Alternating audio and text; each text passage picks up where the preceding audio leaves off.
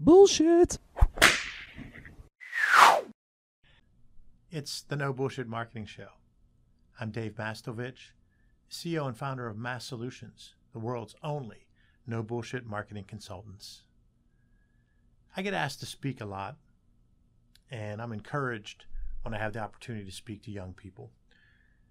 One high school from an economically depressed area asked me to come back and speak to two separate groups of that high school right near the end of the school year in the auditorium. And they said, your background is overcoming a similar socioeconomic situation and having to battle through some things. Maybe you can tell a little bit about your story. So I'll tell you a couple of funny things. I walk in and they say, hey, do you need the microphone? And I said, no, I don't need a microphone. You as a loyal no BSer know that I rarely need a microphone. The second thing was they said, well, how long is your speech? I said, it's not a speech. It's going to be interactive. As I talk, I'm just going to stop and ask a question of a student or another student. So I began to tell the story, and it's my story, and it's the story of having a lot of energy and being creative and working on things and doing things that I loved and finding ways to grow from doing those things and to make money from doing those things. Some of that began DJing at a very young age, my own DJing business to do clubs and weddings and parties from like age 15 or 16 on. But also as soon as I was 16, I got on radio stations, and then I started stringing, writing for newspapers and then doing some coverage for TV. And I said, you don't have to do any of that stuff, but whatever you enjoy, even if it's playing video games or doing something on the computer where you write some code or something, or doing TikTok videos, whatever it is you enjoy, try to do more of that and find ways for that to hone your skills as a communicator and to monetize it. And in today's world, monetizing stuff is so much easier than it was 20 years ago. So I begin to tell these stories about how being passionate and having energy and drive around what you love and what might be your unique ability can lead you to learn and grow and monetize that. And that's really what happened to me as a storyteller, as a strategic marketer, and as a leader. Was I did all of those things very early in my life and was able to get better at it, hone the skill, but also monetize it. I challenged them to be comfortable with being uncomfortable. And I also said, when you're doing something that others don't want to do, there's a market for that. So when it came to sports, I worked at it when others didn't want to work at it. When it came to writing, I wrote when most people hate writing. When it came to having jobs and starting businesses, I did things others didn't want to do. And that's afforded me a life that I love, and it's a lifestyle that I love. But it wasn't me ranting to them. I kept asking questions throughout the way.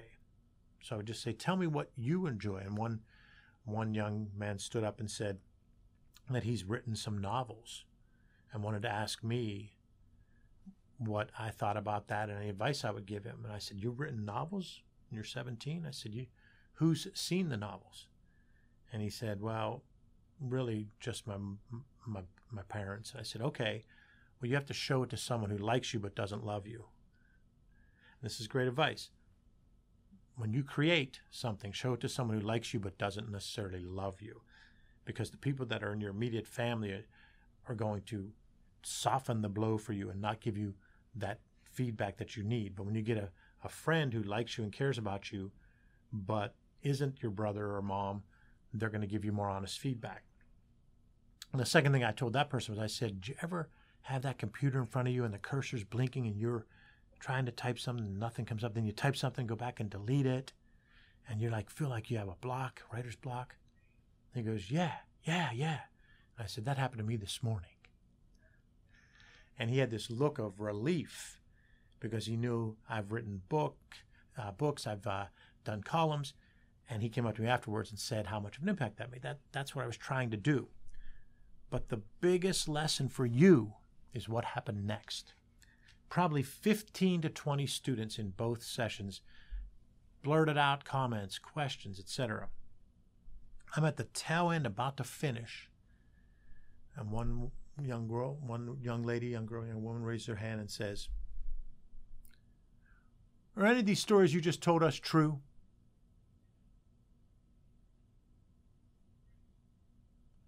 Are any of these stories you just told us true? I said, wait, you think I got up early today, got in my car, drove 2 hours to come talk to a bunch of students I never met and might never see again, and I'm going to make shit up? And she said, well, yeah, I just want to know if any of your stories were true. Now here's the lesson for me and you. We are in a society of skepticism and cynicism today, more than ever. Even though we've always had that, it's part of the human condition. So now we're in this society of skepticism and cynicism.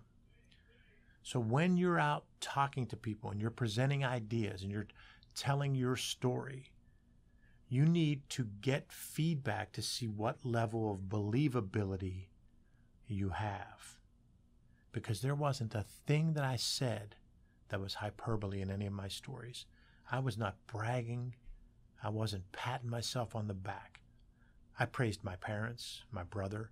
I praised a couple mentors that I had. I told them about a couple coaches that I had to overcome because they weren't helpful to players. But I didn't make anything up. And yet, her question was, are any of these stories you just told us true? You need to get feedback quickly when you're making a presentation to see where the room is and how much they're being cynical and skeptical about what you're saying. You need to realize that don't put any in a hyperbolic statement or a falsity because they're already thinking you're bullshitting them. That group thought the no bullshitter was bullshitting them.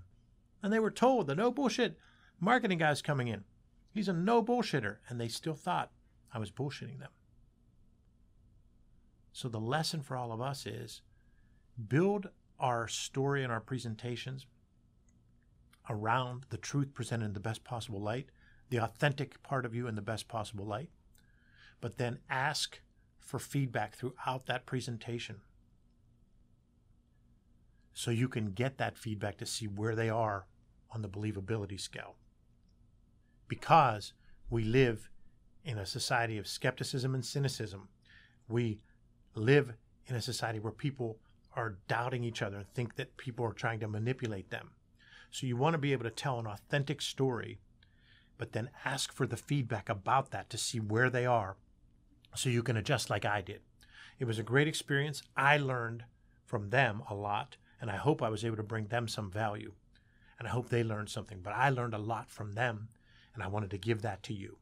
So thanks for listening to another episode of the No Bullshit Marketing Show, recorded here in Massolutions studio in bold, beautiful downtown Pittsburgh, Pennsylvania. Remember, ask yourself, what's the big idea? And build your story around the answer. It's all about bold solutions, no BS.